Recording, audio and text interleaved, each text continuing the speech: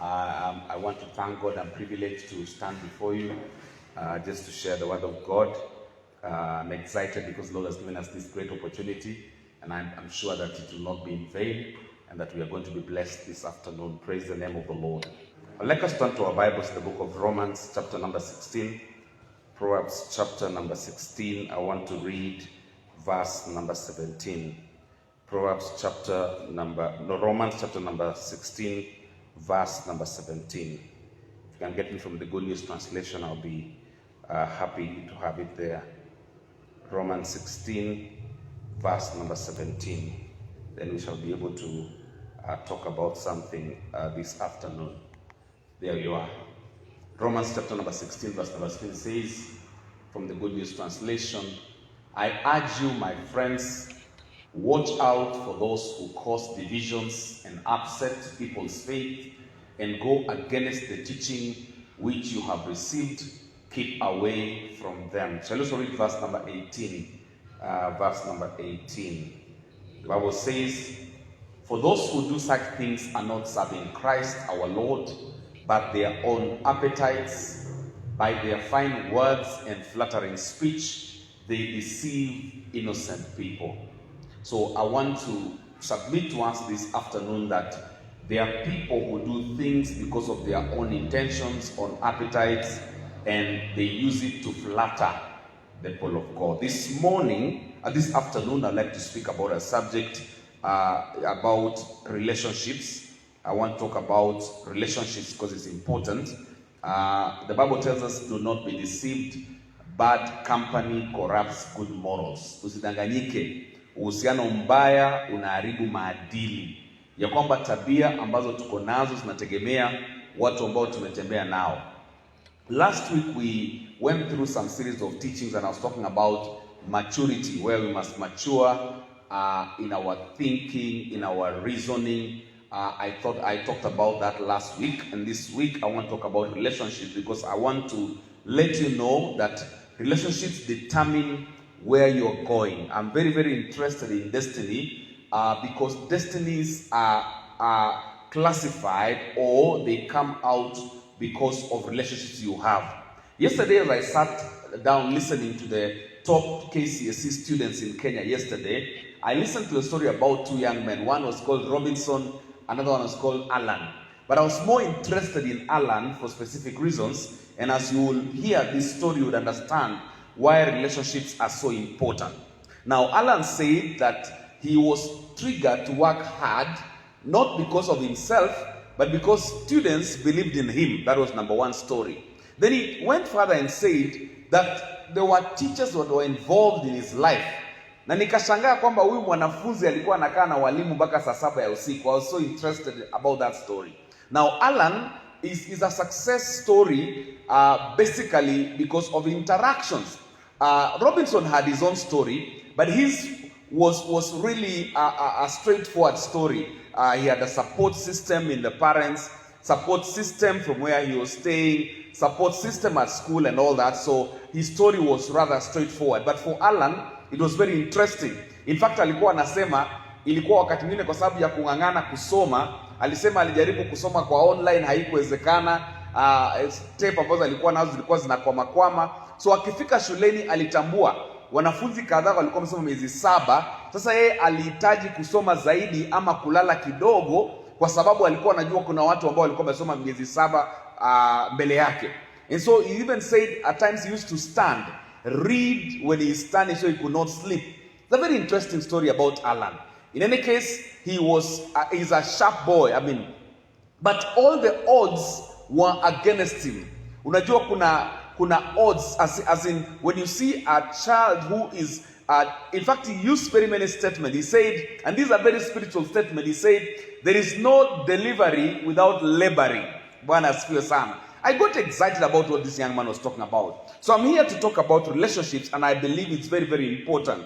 So in relationships, there are certain things we have to do, and I want to talk about one only today. The Bible has told us in verse number 17 of Romans chapter number 16, I urge you, friends, watch out for those who cause divisions and upset people's faith. Go against the teaching which you have received. Keep away from them. Now there are believers who want to sit in relationships that are in contradiction of what the Bible tells us. Kuna Wakristo ambao wanataka kukaa katika mahusiano ambayo hayaongezi faida. Biblia inasema kwamba na wasihi ndugu zangu, marafiki zangu, mtazame watu ambao kazi yao ni kuleta migawanyiko, watu ambao wanatibua imani ulionayo. Kuna watu ambao unaenda katika kikao, watu wana challenge imani yako, watu wanakera imani yako, na wewe unang'ang'ana kukaa pale. Bible tells us, I urge you my friends, watch out for those who cause divisions. Watu ambao wangependa kuleta migawanyiko, they desire to bring division. These people who upset your faith, umekaa mahali imani yako imekerwa, unashangaa na wanataka kubadilisha mafunzo ambayo wewe ulipokea. Biblia inasema kwamba watu hawa tuwaweke alama na tuepukane nao. Praise the name of the Lord. Mark them and avoid them. But there are people who want to fulfill the love of other people. You want to be happy in a place where your faith is troubled. Umeomba, umefunga siku 7, umeomba kabisa, unakaa katika kikao, na baada ya kukaa katika kikao hata 1 hour, all the work you have done in seeking God is rubbished. Praise the name of the Lord. Yani unakaa mahali ulikuwa umeomba wiki 2, umetafuta uso wa Bwana mwezi mzima, unakaa katika kikao ambacho kinavuta kila kitu ambacho ulipata. Those are places we must avoid. Praise the name of the Lord. Na ningependa kusema hii kwa sababu ni muhimu. We are living in a society where people want to feel connected to certain individuals. You want to be in a particular class. So you want to compromise your faith and your desire to fulfill the interest of a group that you think when you are associated with that group, then people will look at you as a person of value. Remember, all of us, we have got a value that has been entrenched in our lives by God. Ile dhamana ambayo Mungu ameweka katika maisha yako haiwezi kubadilika. It's up to you to take responsibility and shine in the place that God has called you to shine. Praise the name of the Lord. So Biblia inatuambia kwamba lazima tuwe waangalifu kuangalia mahusiano yapi ambayo tunapaswa kuwa nayo. And I said here before, if you associate right, your life will be right. If you associate well, lazima utafute kitu ambacho kinaongeza mambo fulani katika maisha yako. If you want to grow in business, you must associate with people who understand business. If you want to be a good sports person, you must associate with people who know sports. If you want to be an entertainer in the industry of entertainment, you must be under tutelage. You must be under people who have gone before. The best example is Churchill Show, for instance. Now, Churchill is a comedian who has done these things before. But through his show, you have seen people grow. You have seen new talent grow up because of associating. It is only sometimes in church where people don't want to be under other people. Now, if you want to be a good lawyer, you must operate under a known lawyer. It's something that is in law. You cannot just wake up today and you begin to shine as a lawyer. That doesn't happen. You must operate below a lawyer who has got an endowment. He has done these things. He has won the case before. And as you go to argue cases in a court of law, you don't appear in your name. You appear under the law firm you're operating below. Praise the name of the Lord. You must work under a certain leadership, a certain role of people who understand how to win cases, how they give you the experience. Now, after you have done a period of years under these people, then you can go out and begin to be a lawyer of repute. This is what happens. You cannot be a doctor unless you have done general practice, and then you have worked below other people who have got experience in medicine. Then you can begin to operate on your own. As a matter of fact, you leave your degree in medicine and you go to medical school. You go and do something more. You do general practice and then you begin to specialize. Now, this is what it should be in the church. There is no Timothy without a Paul. There is no Elisha without Elijah. It is pretty obvious that when you understand your association, your relationships, then you can shine.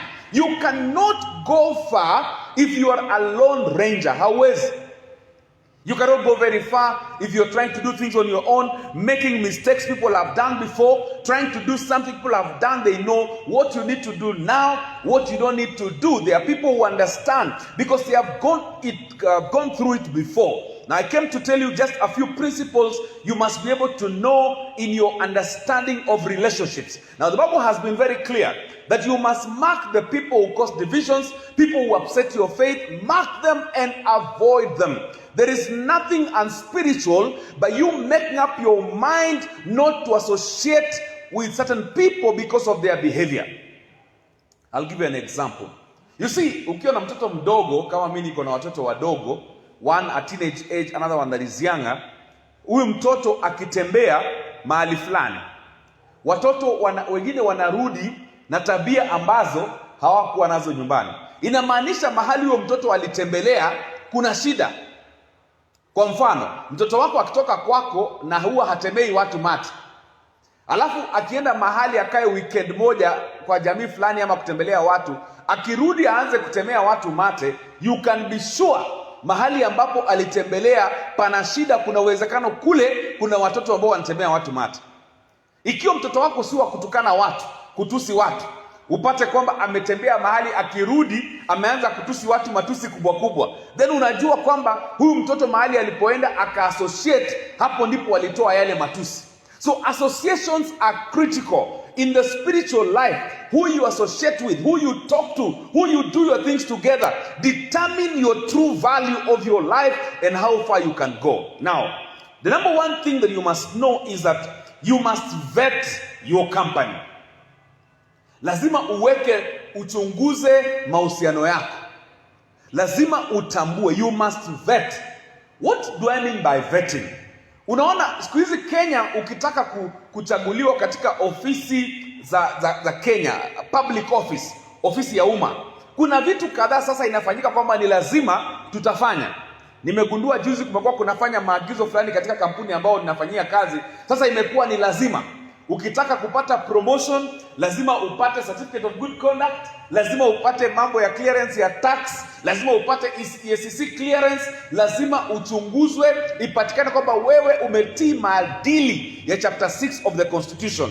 Kumaanisha kwamba wewe kama haulipi kodi, na Biblia inasema kwamba tusipotoa fungu la 10 tumekuwa wanyang'anyi, we are robbers, isn't it? Meaning we are not spiritually tax compliant. Praise the name of the Lord. Ya kwamba hatuja comply. Kama wewe unataka kuwa kiongozi katika taifa la Kenya, inabidi uonyeshe kwamba wewe unalipa kodi. So ikiwa kuna physical tax compliance, then it is also obvious that there is a spiritual compliance. Praise the name of the Lord. So you must vet your relationship. Lazima uchunguze mahusiano ambao uko nayo. You must be very careful. And I want to say this because you must watch out for these things. One of the reasons why people have fallen into problem is because of assuming too much. Kuna watu wana-assume vitu mingi. Wana-assume sana. Kijana akiona ndugu anamsmailia kidogo, anaanza kudhania anataka uhusiano. Assumption. Ndugu anataka amekupata town huko na njaa, mdomo umekauka, anasema kuja nikununulie lunch. Unaanza kuassume sasa ndugu ameanza uhusiano. Assumption. Assumptions are wrong. They are wrong things. Ukiona ndugu Sebastian amevaa suti na wewe uko na shida ya pesa, unamwambia nipatie 500, anakuambia sina, wewe unaanza kumkasi. Mtu anaweza baaje suti namna hii na hana 500. Assumptions. Assumptions inasumbua hii dunia. And we cannot afford to live on assumptions. In fact, when I was doing mathematics, assumptions were defined. Wanasema let pi be 3.14. Ukifanya radius pi r squared, tulikuwa tunaambiwa assumption r is 3.14. Kumaanisha kuna watu wengine wanaweza kuassume pi ni 10. Wengine watassume pi ni 1. So even an assumption must be defined. Assumption lazima let hiyo mambo tulifanya hiyo hesabu, ilikuwa tunaambiwa assumptions were defined. Na walikuwa wanasema pia hii assumption kwa hii mfano itafanya kazi, kwa hii nyingine usitumie hiyo assumption. Praise the name of the Lord. So assumptions are not good things. You cannot assume that everybody who says praise the Lord also loves God. You cannot assume that. You need to vet. Bwana asifiwe sana. Lazima tuangalie, tuchunguze, tujue nini ambacho tunajiingiza ndani. Praise the name of the Lord. You must vet your company.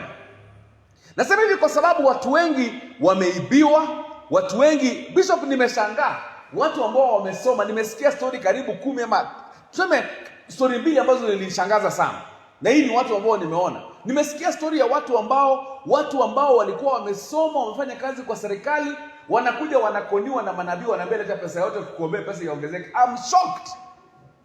Mtu alikuwa anasimamia kampuni kubwa, anasimamia idara kubwa, alafu anakuja anaambiwa na nabii, wewe leta pesa yako nikuombee zikuwe mingi. Na anaenda kwa bank, anatoa pesa, anapeana. Na baada ya kupeana pesa za mwisho, huo mtu anapotea. In this Nairobi, I have seen it.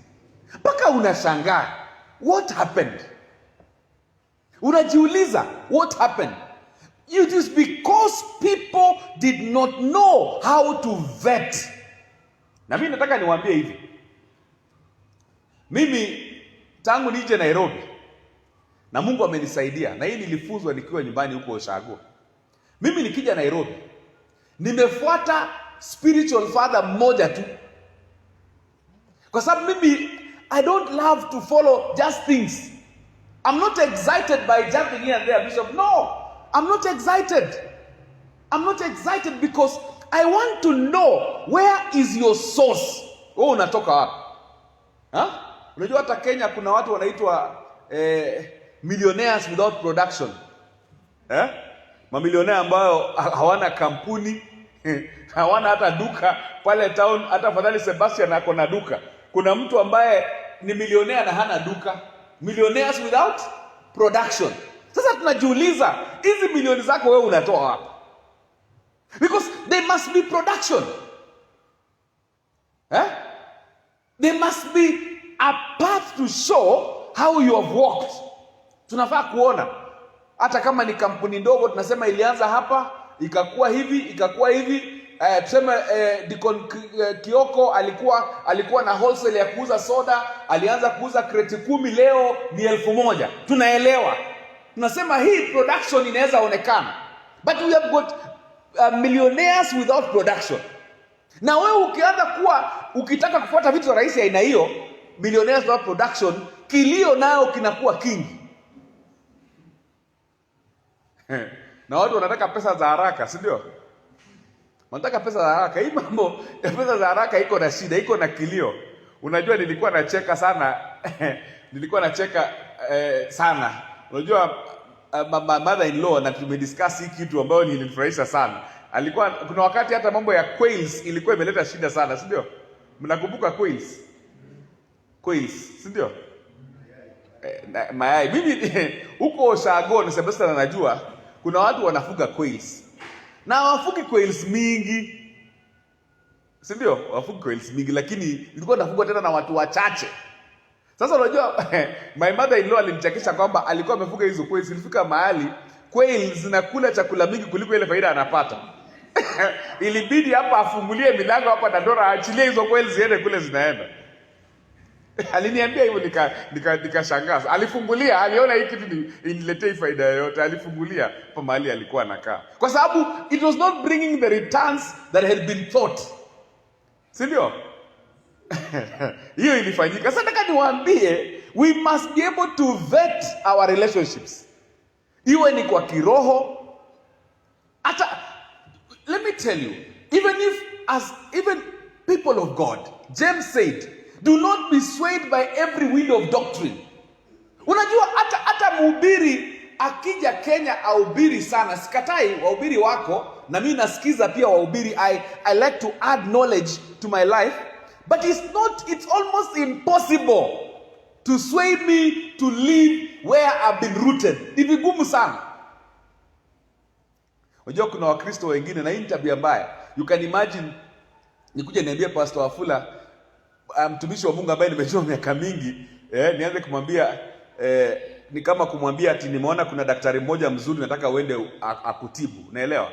Sasa niambie Pastor Wafula na nimemjua miaka hiyo yote. I always say, for the man of God and the woman of God here, even by virtue of their age, when they believe Christ, this thing they talk about is true. Praise the name of the Lord. Yani their age alone can show you that this thing we are following is true.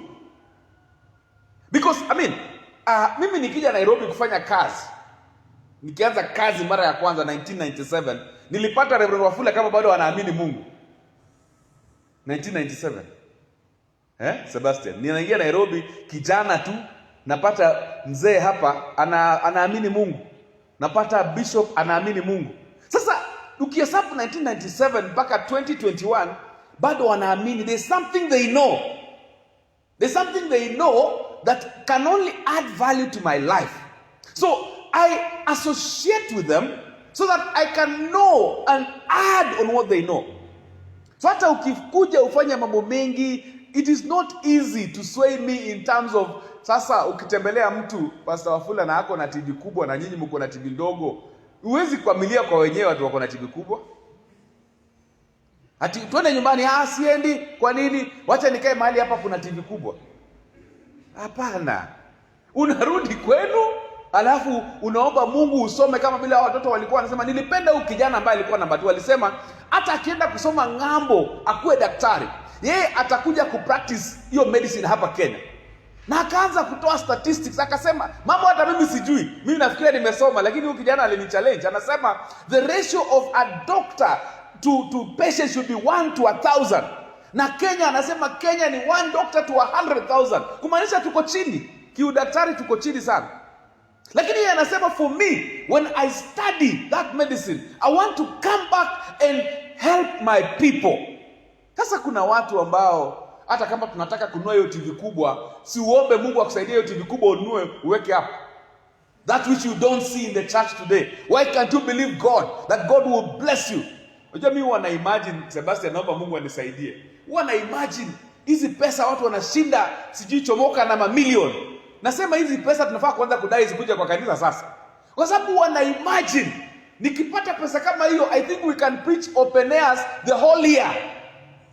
Tunasema leo Sebastian, wewe enda Kakamega. Wewe sasa Reverend Wafula anakuja ndio anasema watu wabarikiwe. Wewe unatoa jasho unaambia mchungaji sasa wewe kuja ubariki watu. Kwa sababu there is what we call a fatherly blessing. Sasa we will only get there if we associate right. We must vet our company. Manake ukikuwa na watu, unajua nilikuwa na ubiri kitu ambayo inaitwa stupid generosity. Hata mimi nilikuwa one time nilikuwa na hiyo stupid generosity, na hata watu wetu walikuwa na hii stupid generosity. Nitawapatia mfano mbili, sitaki kuongea mambo mengi sana leo. Bishop, nilikuwa na imagine wakati nimeanza kufanya kazi, nimechukua loan ya 71,000 1997. Na hii ndio Mungu, hii ni upumbavu mwingine Mungu anafaa kutusaidia. Kwa wale ambao ni vijana wako na miaka ya kutosha, hii ni upumbavu Mungu anafaa kutusaidia. Nikachukua 71,000, nikaamua kwenda kujenga structure ya nyumba huko nyumbani. 71,000. Saa hiyo Bishop, mashamba ya huku Joska, 71,000 is 10 acres. Leo hii a plot of land 50 by 100 huko Joska ni 1 million. So 20 years later I will just be a millionaire. Bishop akisema akataka kwenda America, naambia Bishop usijali, ticket mimi ndio nalipa. Nakata tu kapati. Hata sikati 50 by 100, nakata 40 by 60. Naambia Bishop, wewe hata sitaki mtu ati asumbuke ati wewe mchungaji ati tunataka kuchangia mchungaji pesa ya kurudi Kenya. Hiyo tabia mimi Bishop mimi sikubaliani nayo. Tukituma Pastor Wafula mahali tunamtuma na kutosha. Wakianza kusema tunataka kuchanga, sema hapana, mkitaka tu kunibariki mnibariki, lakini pesa ya kurudi niko na. Because there's a respect you get by standing for your things. Hakuna heshima nzuri kama wewe kufanya kitu ambacho unajua utafanya, whether umesaidiwa au hujasaidiwa, you will do it. Your God will make more sense. Your God will make more sense. Sasa nasema kama ningekuwa na kuna mzee mwingine tunakaa na yeye huko, na muangalia akona eka karibu 10, Bishop, unamwangalia mpaka unamshangaa. Yaani he is a moving millionaire. Yaani yeye hawezi kusumbuka. Yaani his retirement package is done. Yeye amejipanga, ako sawa. Praise the name of the Lord. Lakini kama ningeambiwa wakati huo nifanye vile, ningekuwa nasema hapana, hii kitu si sawa. Today I can see. Kuna watu wengine, many young people spend most of their time doing what I call a stupid generosity. And it's a story I have learned. You go entertain people, you buy them meat, you do everything you can. At the end of the day, you realize other people are making progress, wewe umestagnate. Umefurahisha maisha ya watu, wamekula nyama, wamefurahia. Nilisema juzi, ukienda mahali uanze kuitwa governor, chairman, kiongozi, ujue unataka kuibiwa. Niligundua hiyo mimi naambiwa wewe, mimi ni chairman wako kutoka wapi? Unaambiwa unaenda kununua nguo, unaambiwa imekutoa kiongozi. Wewe hata hujakuwa na maono ya kuwa kiongozi mahali, unaanza kuitwa kiongozi. Inaitwa stupid generosity. Na imepoteza nyumba za watu. Wewe unachomea watu nyama kilo 5 na wewe mwenyewe kwako hata kuonekana ni muujiza. Hiyo ni upumbavu kabisa. Na imekuwa. Now there are people who live like that. I am saying we must vet our company. Na Biblia imetuambia hapo, chunguza, weka watu katika mizani. Elewa hao watu mnaenda nao wapi.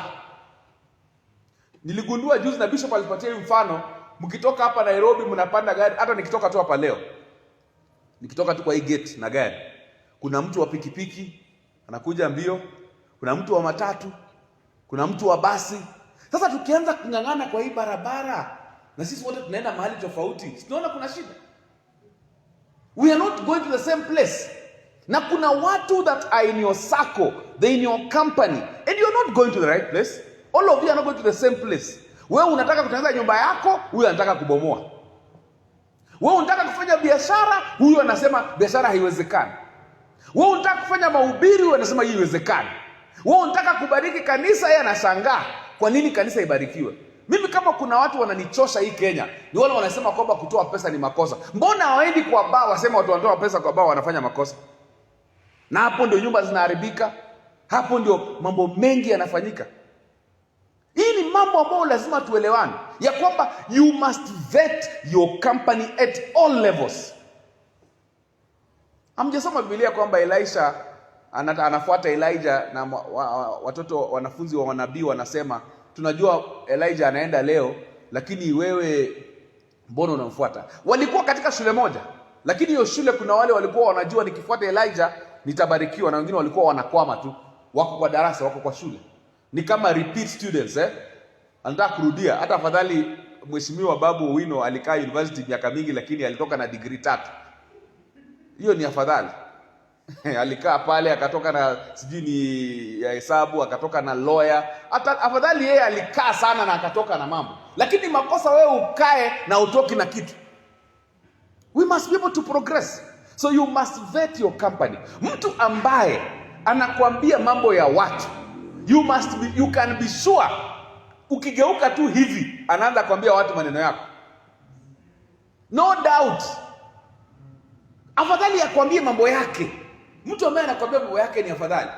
Mimi naona niko na shida hapa, naomba msaada, nataka kusaidiwa, niko na shida hapa. Afadhali huyo. Lakini sikiza, huyu mtu fulani, huyo mtu ambaye hana haya.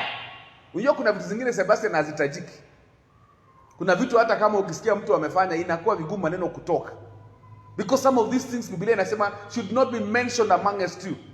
So ukipata mtu Waluya wanasema kuna watu ambao kwa kilio wanasema je pastor, mundu wa maimoni, yani mtu ambaye amekauka macho, anadanganya na anakuangalia. Unajua kuna watu wengine mtu anakukosea na anakuangalia kwa macho hivi. Unaona watu wa aina hiyo? Yaani mtu ambaye haoni shida kuongea kitu cha mtu. Hana shida kuongea maneno mengine ambayo hayapaswi kutajwa, anaongea tu. Huyu mtu lazima uchungane na yeye. You must vet. Mimi nawaomba leo ya kwamba as we move forward in our growth in God, we must vet.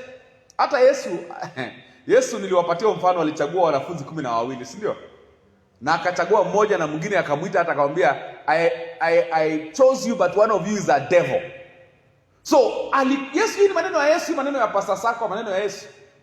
Akachagua watu 12, akapata wengine 3 wakienda kufanya kitu. Unajua kuna watu wengine pia ni waoga. Ukienda mahali kuna fujo, watu kama hao hauwabebi. Sebastian, ni ukweli. Kuna watu mahali ukienda mahali, kuna watu wanajua kuongea mambo ya mahari. Ukienda mahali kuna watu unajua unabeba. Na kuna wengine kwa hiyo mahali pia kuna wale wa kuharibu au waleti, kwa sababu umewapima ukaweka kwa ratili, huyu anatoshea kuongea, huyu ataharibu. Kuna watu wengine ukienda kusuluhisha kitu hawezi suluhisha, au kawaida yao anaongea neno moja, mnarudi back 20 steps. Watu walikuwa wanataka labda bwana na bibi wamekosana, watu wamekubaliana, wanasema hata karibu waambie sasa simameni muhug each other. Huyu naye anasema hii kitu ni mbaya sana. Anaanza kuambia mtu hii kitu ulifanya ilikuwa mbaya sana wewe. Hiyo mambo mnarudi tena, unapata kama ni mama amesimama anataka kutoka kwa nyuma, inabidi tena mshikilie kwa mlango mkurudishe. Kuna watu wa aina hiyo wako, au ni wa kuharibu, yani si eti hawajaokoka lakini hawajui kupima maneno. Hawajui kupima. Kuna wengine pia ukampatia nafasi, ukienda mahali ambapo watu wanafaa kuongea dakika 10, huyu huwezi mpatia microphone, ataharibu. Ataongea masaa mangapi? Mpaka watu wanaanza kuangalia saa. Na tena amalizi. Tena ukianza kumwambia kitu wanasema, wewe acha, lazima niseme. Kuna watu wa aina hiyo. Tena mkirudi sasa, tena mkishaingia kwa gari, mkirudi anaanza kusema unajua lazima ningewaambia.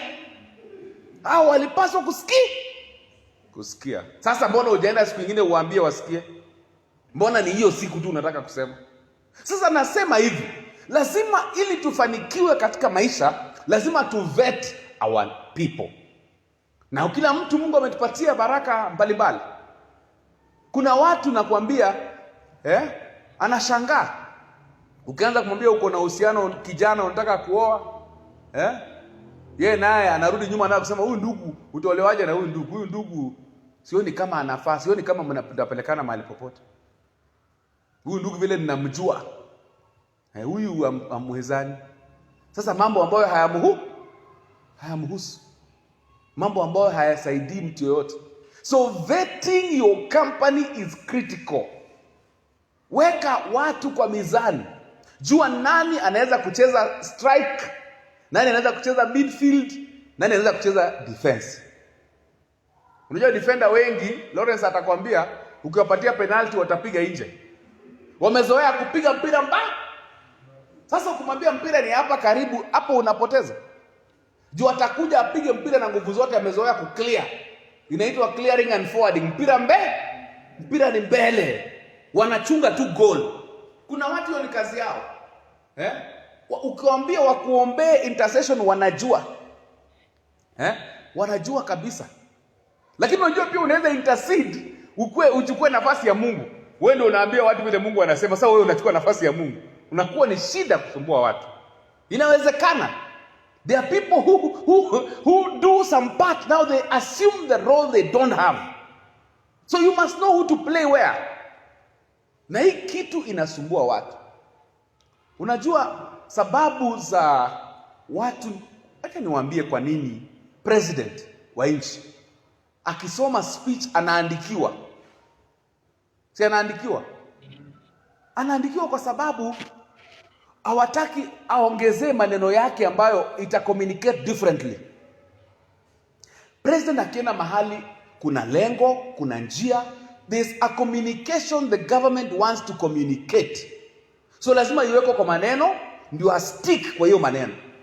Asiongee vitu ambazo zinaweza kuleta confusion. Kuna wakati president mahali fulani, si president wa sahi, aliongea na ikaleta shida. Akaenda mahali akasema hii mashamba tunaona hii mambo ya absentee landlords tutashughulikia kama serikali. Kabla atoke huko pasta, watu walikuwa wameanza kujigawanyia mashamba. Na wakiulizwa wanasema president amesema. So you must communicate properly, and you'll communicate well because you have vetted the people you want to deal with. Ikiwa umechukua mtu akaingia kwa kampani yako, hata akifanya makosa you bear responsibility. Hiyo ndio shida. Ukichukua mtu ambaye ni wrong, aende aongee maneno kwa niaba yako, aache kuongea mambo ile umemtuma, aanze kuongea mambo yake, anayepoteza ni nani? Ni wewe ambao ulimkaribisha. So lazima ujue utatumikisha mtu fulani wapi. Don't assume. Hizi assumption tumesema ni mbaya, sio? Tumesema assumptions ni mbaya. Na hata kama kuna assumptions, kuna kuwaga na definition. You define the assumption. Unasema hii, it will hold. This one will not hold.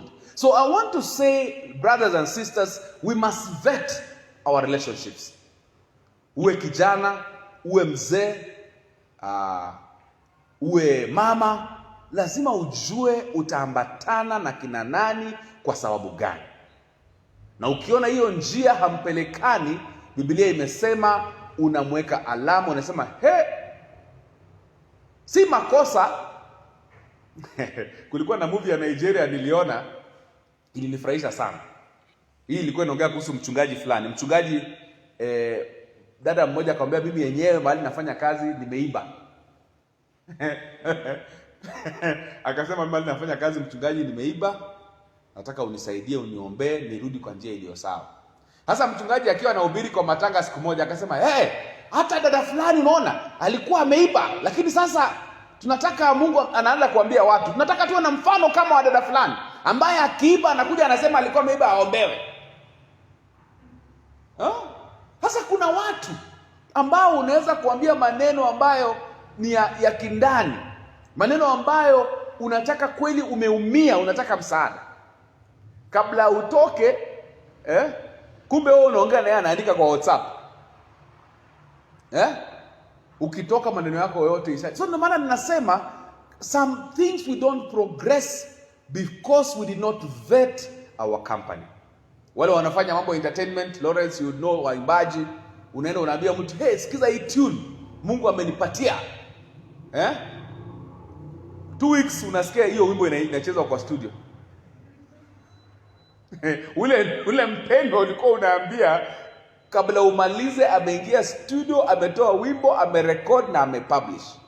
Kwa sababu uliongea na hukuweza kuvet kampani yako. Unabaki umeumia moyo. Unaanza kusema hiyo kanisa mimi natoka, wandugu hawaaminiki. Ni wewe hukuvet. Hii kanisa ni ya Kristo. Sasa utatoka kanisa ya Kristo uende wapi? Kanisa ya Kristo utatoka uende wapi? Na hata ukitoka hapa uende kwa kanisa nyingine na ukose kuvet, you're going to have the same problem. You'll have the same problem.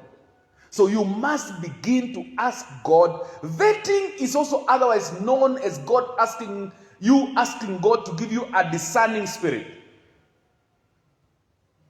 Unaweza na mahali usikie kwa roho yako hapa hapakaliki, si ndio? Usikie, hapa sioni kama ninatoshea hapa. You can go to place and you feel this one. Hata unaweza na mahali usikie you are not wanted. The best example I can tell you, unaweza kuwa na mtoto mdogo ameenda mahali, anakimbilia Sebastian, hakimbilii Pastor Sakwa. Na Sebastian hajaongea kitu na Pastor Sakwa hajaongea kitu. Kuna kitu mtoto ana sense. Anaweza kuwa na sense kukataliwa. Unajua kuna watu ambao wakiona mtoto wanaonanga tu wakikojolewa. Kuna watu wa aina hiyo. Yaani anaogopa, si kwamba anachukia mtoto, lakini anaogopa kuchafuliwa. Kuna watu wa aina hiyo. So ile macho anaangalia nayo mtoto anaona hapa. Hata kama alikuwa anakuja mbio hivi, anasimama. Akiangaliwa tu hivi anaweka break, anageuka. Kwa sababu kama watoto wanaweza kuona, wanaweza kufanya vetting, na sisi je? If children can do vetting, how about you? We should do better vetting. So moving forward, let's allow God to give us a discerning spirit so we can know to what extent we can allow people in our cycle so that God can lift us up. Praise the name of the Lord. So we continue with that. And the Lord will lift us. The Lord will lift you. The Lord will bless us. As we continue to interact properly and vet people, then our life will be easy. Watu wengine mioyo yao imesononeka, imeumia, kwa sababu waliamini sana. Unafaa kuamini mtu ama Kristo? Wa Kristo, si ndio? Unafaa kuamini Kristo. Na tukiamini Kristo, atatufungulia macho kuelewa, kupambanua mambo ili tusaidike. Hii ndio maombi ambayo niko nayo siku ya leo, na naamini ya kwamba Bwana wa majeshi atatubariki. He will give us a spirit of discernment so we can be able to vet our interactions, so we can have less injuries. Kuna watu wako na ma-injury. Wengine wanabehave kama watu wa mpira wa sasa. Mtu anaguzwa kidogo, anaruka, anatoa nduru, mtu akipewa red card, anasimama tena anaanza kutembea, ni kama hata hakuwa ameonyeshwa na watu kama hao. Unajua kuna wachezaji mpira wakora sana. Yeye amechokozana, si ndio? Akiguzwa kidogo retaliation, manake anajua sheria ya mpira inasema retaliation is a worse crime than the person who did the first thing. So jamaa anakugonga ama anakutusi. Kuna kesi ilikuwa kwa mpira, na hii nataka niwatajie ndio muelewe nini ninasema. Kulikuwa na World Cup ilikuwa ya Italy na France. Italy na France, kwa wale wanajua mpira. Na kulikuwa na mchezaji mmoja hatari sana, anaitwa Zinedine Zidane. Huyu jamaa alikuwa anacheza mpira kwa sababu World Cup ambayo ilikuwa imepita alikuwa amefunga I think ni Brazil bao 3. Sasa hawa jamaa walikuwa wameangalia, wakafanya study, wakajua asira zake is how you can make him get angry. Sasa kuna mchezaji mmoja wa Italy anaitwa Materazzi. Huyu jamaa kidogo, huyo Zidane akikuja anamtukana. Sijui maneno gani aliyotumia, lakini nilisikia alikuwa anamwambia huyo jamaa, dada yako ni malaya. Akimpitia hivi anamtukana. Akisonga tu kidogo anamtukana. Anarudia tu the same thing. Sasa mara ya 3 jamaa akakasirika, akamgeukia akamuuliza, umesema nini? Huyo jamaa akarudia. Unajua sasa hiyo sauti referee asikii mama mnaongeleshana. Huyo jamaa akakasirika, akamgonga na kichwa. Nini ilifanyika? Red card ilipotoka, Italy ilienda ikashinda hiyo World Cup. Kwa sababu ule jamaa hatari walikuwa wametolewa. Hii mfano nawapatia kwa sababu nataka mjue kuna michezo shulani utufanyia. Na kampani ambayo tuko nayo inafanya michezo hiyo.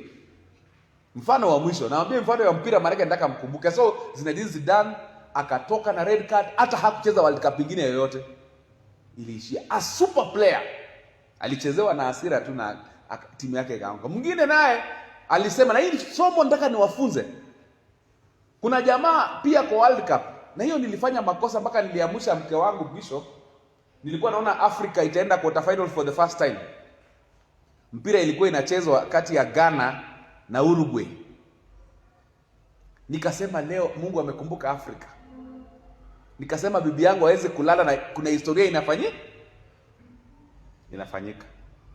Sasa kile kitu kimefanyika ni kwamba kuna mchezaji anaitwa Suarez, mpira ilipigwa akashika.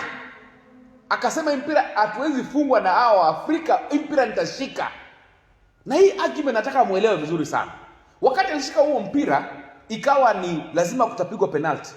Na wakati alikuwa anaojiwa alisema, nilijua kitu kimoja. Kuna watu hasa kutoka Afrika ambao huwa wanasherekea kabla ya ushindi. Nataka muelewe. Na hii nataka mjifunze kabisa. Na watu wengi tumepoteza baraka kwa sababu we spoke too much or reacted fast before the thing happens. Kuna watu wameweka siri zao nje, wakapigwa na hizo siri na hawakufanikiwa. Akasema hii mpira nikishika, penalty ikipigwa, kuna uwezekano because of excitement hii mpira hao watu watapiga nje.